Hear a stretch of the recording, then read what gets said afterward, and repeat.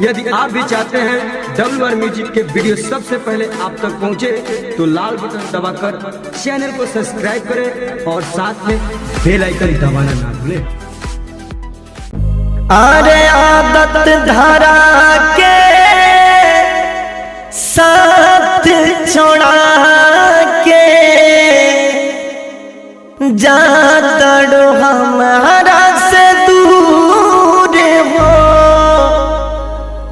इतने बता दो ये हो करे जा रहे कवन हमारो कसूर हो, रहे कवन हमारो कसूर हो।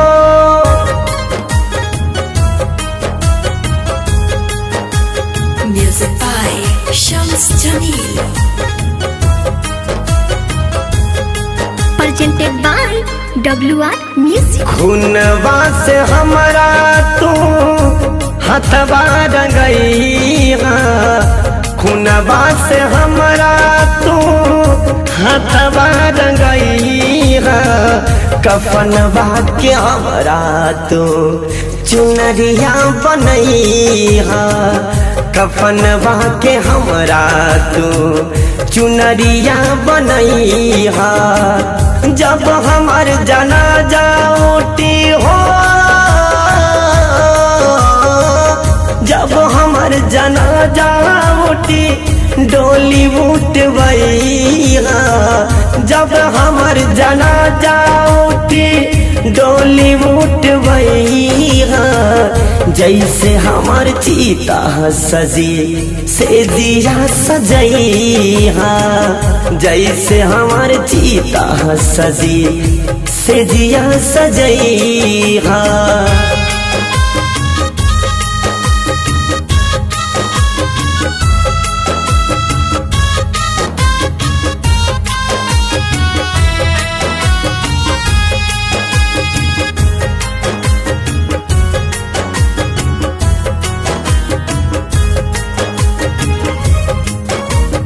प्यार के सास ये गोरी जब तोहरा के होई हो, हो, हो, हो, हो, हो। प्यार के सास ये गोरी जब तोहरा के होई हो, तब तू रोबू हर पल हर घड़ी खून के आंसू रोई हो। हमारा नियम न दीवाना हो, हमारा नियम न दीवाना केहू के बनई, केहू के लहू से फिरना मेहंदी रचई, केहू के लहू से फिरना मेहंदी रचई।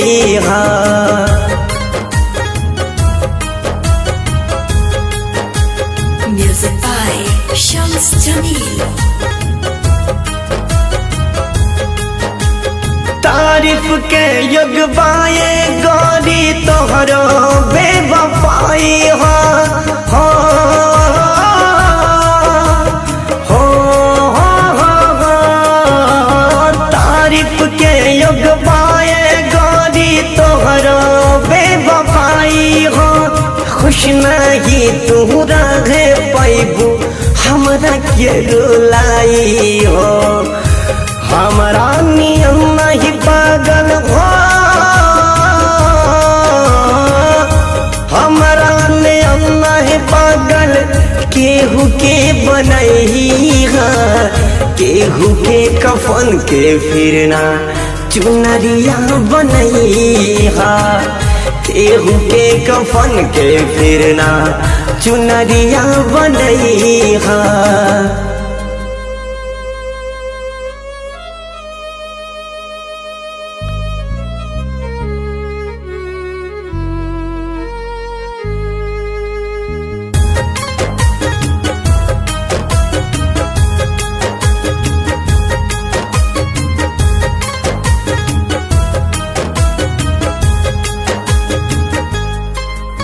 हालात से मानी